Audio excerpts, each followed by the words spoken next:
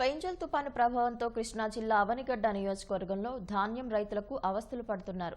మరింత సమాచారం మా ప్రతినిధి శ్రీనివాసరావు ప్రత్యక్ష ప్రసారం ద్వారా అందిస్తారు.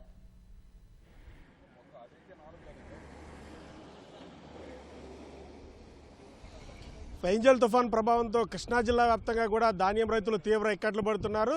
ప్రతి గింజని కొనుగోలు చేయాలంటూ కూడా రాష్ట్ర ప్రభుత్వం చెప్తున్న నేపథ్యంలో అలాగే మంత్రి నాదెండ్ల మనోహర్ కూడా క్షేత్రస్థాయిలో పర్యటించి ధాన్యం రైతుల సమస్యలను తెలుసుకుంటున్నారు. అయితే కొంతమంది అధికారులు మిల్లర్లతో కుమ్మక్కై ధాన్యం కొనుగోలు విషయంలో తాత్సారం చేస్తున్నారంటూ కూడా అన్నదాతలు ఆవేదన వ్యక్తం చేస్తున్నారు. గత 2 రోజుల నుంచి కూడా కృష్ణా జిల్లాలో కురిసిన మోస్తరు వర్షానికి ధాన్యం రాశులు తడిసిపోవడంతో అన్నదాతలు తీవ్ర ఇక్కట్లు ఎదుర్కొంటున్నారు. ప్రస్తుతం మనం అవనిగడ్డ నియోజకవర్గం చల్లపల్లిలో ఉన్నాము. ప్రస్తుతం గత 2 రోజులుగా కురిసిన మోస్తరు వర్షానికి ధాన్యం తడిసిపోయి మొలకలెత్తిపోయింది. దీంతో రైతులు తీవ్ర ఇబ్బందులు ఎదుర్కొంటున్నారు. అలాగే మిల్లర్లకు సంబంధించి ధాన్యం తేమ శాతం రైతు సేవా కేంద్రాల్లో ధాన్యం తేమ శాతం ఒక రకంగా ఉంటే మిల్లర్ల దగ్గరికి వచ్చేపాటికి మరొక రకంగా ఉంటుందంటూ కూడా అన్నదాతలు చెప్తున్నారు. ప్రస్తుతం మనతో కొంతమంది రైతులు ఉన్నారు, వారితో మాట్లాడదాం.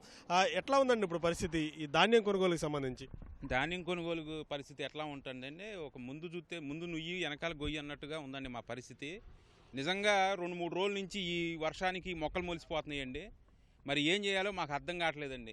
ఈ ఏట 5 సంవత్సరాలు 6 సంవత్సరాల నుంచి పడుతున్న బాధేనండి. ఇది కొత్తగా పడే బాధ కాదు. ప్రకృతి మా యందు కనికరించట్లా. కనీసం ఈ గవర్నమెంట్ అయినా మా యందు దయ ఉంచి అధికారుల్ని వెంటనే అప్రమత్తం చేసి కొనుగోలు చేయాల్సిందిగా. ధాన్యం సంచులు చూస్తే సంచులు లేవు అంటున్నారండి. ఆ సంచులు ఉన్న సంచులు కూడా బెజ్జాల సంచులు. దానికి నిండా 40 కేజీలు అయితే 20 కేజీలు వెళ్తున్నాయండి మిల్లికి. అలాంటి సంచులు ఉన్నాయండి. ఆ సంచుల కోసం ఆ సంచులు కన్నా ఇవ్వమంటే ఆ సంచులు కూడా కరువు అయిపోయినాయండి. మరి ఏం చేయాలో మాకు అర్థం కావట్లేదండి. ఈ పరిస్థితి చూడండి, మొలకలు వచ్చేసి నిజంగా ఏడవాలో నవ్వాలో కూడా తెలియ పరిస్థితి అట్టా ఉందండి మా పరిస్థితి. ఎన్ని ఎకరాలు చేశారండి? ఎట్లా ఉంది ఇప్పుడు? మేము 10 ఎకరాలు చేస్తున్నాం. ఇయరండి మా ఒడ్లు తడిచిపోయినాయి కింద. ఈ రైతు సేవా కేంద్రం అధికారులు వస్తున్నారా మీ దగ్గరికి ధాన్యం కొనుగోలుకి సంబంధించి తేమ శాతం చూడడం కానీ? ఎవరో రాలేదండి, ఎవరో రాలేదు మా దగ్గరికి. తీసుకెళ్తే ఎండబెట్టమంటున్నారు. వర్షం అయితే వర్షంలో ఎలా ఎండబెడతామండి? ఈ వర్షం ఎండబెడితే నేను అలా తడిచిపోయినాయి. ఏమి చేయలేని పరిస్థితి అండి మాది. ఇప్పుడు ఈ తేమ శాతం తేడాకి సంబంధించి ఏంటండి? ఇప్పుడు రైతు సేవా కేంద్రం వాళ్ళు చూస్తుంటే ఒక రకం తేమ శాతం వస్తుంటే మిర్లాల దగ్గరికి వెళ్ళిన తర్వాత కూడా మళ్ళీ ఇంకోసారి చూస్తున్నారంట. అక్కడికి ఇక్కడికి వేరియేషన్ వస్తుందని చెప్తున్నారు. వాస్తవేనా దీంట్లో? వస్తున్నానండి. రైతు సేవా కేంద్రాల్లోనే ఒక రకంగా వస్తుంది. మిల్లర్ దగ్గరికి వెళ్ళిన తర్వాత అక్కడ తేమ శాతం ఎక్కువగా ఉంటుంది. కానీ ఫైనల్గా మాత్రం మిల్లర్దే ఫిక్స్ చేసి ఇస్తున్నాడు. ఈ రైతు సేవా కేంద్రం వాళ్ళు అసలు ఏమీ పట్టించుకోవట్లేదు. అది కాకుండా ఈ 76 కేజీలు కడుతున్నాడు. ఇప్పుడు 45 కేజీలకి వేసుకునేటప్పుడు 46 కేజీల 300 వేస్తున్నాడు సంచి కింద. అక్కడికి వచ్చేటప్పుడు కింటాలు కాకుండా 76 కేజీలు వేసి బిల్ చేస్తున్నారండి. ఇప్పుడు ఏంటంటే గవర్నమెంట్ లెక్క ప్రకారం కింటా రేటు కట్టాలండి, కానీ కట్టట్లేదు. ఇక్కడ 1 కేజీ 300, అక్కడికి వచ్చి మళ్ళీ 1 కేజీన్నర. మొత్తం రైతు కింటాకు వచ్చేసి 4 కేజీల దాకా లాసిపోతున్నాడండి. ఇవన్నీ గవర్నమెంట్ చర్య తీసుకుని 75 కేజీలు గవర్నమెంట్ మద్దతు రేట్లు ఇచ్చేటట్టు తేమ శాతం కూడా సడలించి ఎమ్మటే కొనుగోలు చేయాల్సిందిగా గవర్నమెంట్ని కోరుతున్నాం. 10-67 తప్ప మిగిలిన రకాలు ఏవైతే వాటిని కొనుగోలు చేస్తున్నారండి. అంతకుముందు కూడా ఈ ఇత్తనాలు ఇచ్చింది కూడా అధికారులే కదా, అప్పుడు ఏమంటున్నారు? MTU 13-18, MTU 12-62 ఈ 2 వెరైటీలను అసలు మాకు వద్దు అని మిల్లర్లు పేచి వేసి కూర్చుంటున్నారండి. 10-61 అయితేనే తీసుకుంటాం, 12-62, 13-18 అనే వెరైటీని మేము కొనట్లేదు. వాటిలో బియ్యం దిగుబడి రావట్లేదు, మేము కొనము. మాయిచర్ ఎంత ఉన్న ఫుల్ డ్రై తీసుకురమ్మన్నారు. డ్రై తీసుకొచ్చి 18, 16, 17 అట్లా వచ్చినా కూడా పట్టే టైంలో ఈ వర్షం వచ్చింది. ఇప్పుడు ఖాళీ సంచులు తీసుకెళ్ళి పడుతుంటే ఆ మిల్లర్లు దించుకొని కూడా దించుకోవట్లేదు. ఈ వాతావరణ మార్పుల మూలంగా మాయిశ్చరైజర్ 16 నుంచి వచ్చింది, అలా మళ్ళీ 22, 23 కూడా పెరిగింది. అయినా మిల్లర్లు మాత్రం మాకు వద్దు, ఇది దించుకోమంటే అయ్యేమో సంచుల్లో మొలక రావటం, లేకపోతే ఈ రకంగా సంచులు ఇవ్వకపోతేనేమో ఈ రకంగా మొలకొచ్చి అన్ని రకంగా రైతు నష్టపోతున్నాడు. సరే ఎట్లా కొట్లా తీసుకెళ్ళి దించుదామంటే బస్తాకి 4 కిలోలు కటింగ్ చేస్తానని చెప్పి 12-62, 13-18 ఈ 2 వెరైటీలకి బాగా పేచి పెట్టి అయినగాడికి దోచేసుకునే పరిస్థితుల్లో ఉన్నారండి. ఈ విషయం మీద తదితర దీనికి సంబంధించిన ఆఫీసర్లు కానీ ఎవరైనా కూడా మిల్లర్ని కొంచెం ప్రజలు తీసుకొచ్చి 2 వెరైటీలని తక్షణమే కొనుగోలు చేసే విధంగా తగు చర్య తీసుకోవాల్సిందిగా కోరుచున్నామండి.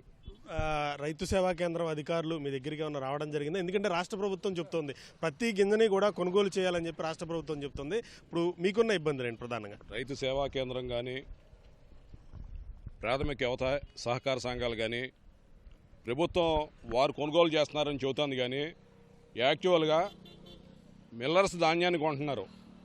మొత్తం వీళ్ళ ద్వారా అదివరకు కమిషన్ ఏజెంట్లు కొనేవాళ్ళు. ఆ కమిషన్ ఏజెంట్ల స్థానంలో ఈ రైతు భరోసా కేంద్రం, రైతు సేవా కేంద్రం వాళ్ళు, సొసైటీ వాళ్ళు వచ్చి డైరెక్ట్గా మిల్లర్స్ దగ్గర తీసుకుపోమని చెప్పి మీరు అక్కడే అమ్ముకోండి, మా దగ్గర రావద్దన్నారు. వీళ్ళు కేవలం ప్రేక్షపాత్ర వహిస్తున్నారు.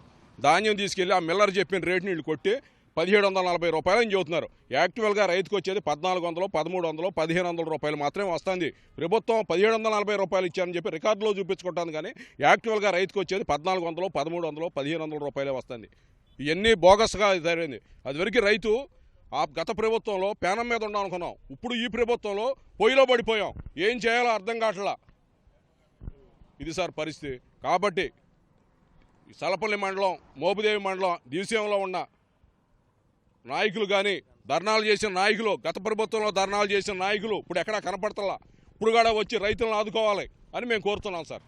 ఎన్ని ఎకరాలు చేశారండి మీరు? మొత్తం ధాన్యం రైతులు తీవ్ర ఇక్కట్లు ఎదుర్కొంటున్న పరిస్థితి కనిపిస్తుంది. కృష్ణా జిల్లా వ్యాప్తంగా కూడా దాదాపు ఇదే పరిస్థితి నెలకొంది. ధాన్యం కొనుగోలుకు సంబంధించి ప్రభుత్వం ఒకటి చెప్తే అధికారులు మాత్రం క్షేత్రస్థాయిలో రైతుల దగ్గరికి వెళ్లకుండా మిల్లర్ల దగ్గరికి పంపించి వారు తీసుకొచ్చిన స్లిప్ని కొడుతున్న దాఖలాలు అయితే కనిపిస్తున్నాయి. దాదాపు ఎకరానికి వచ్చేసరికి 30,000 రూపాయలు ఇప్పటివరకు కూడా రైతులు ఖర్చు చేయడం జరిగింది.